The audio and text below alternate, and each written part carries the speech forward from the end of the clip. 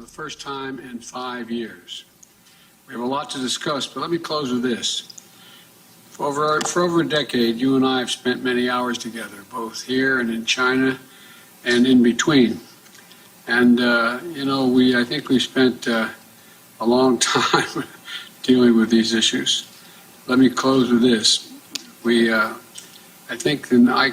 once had to count up the number of hours you and I spent alone together.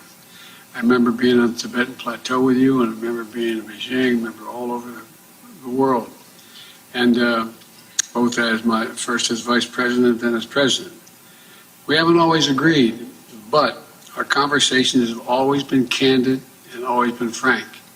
We have never kidded one another. We've been level with one another. I think that's vital.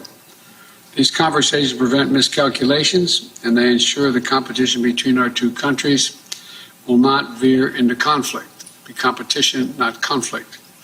That's our responsibility to our people, and as you indicated, to the people around the world.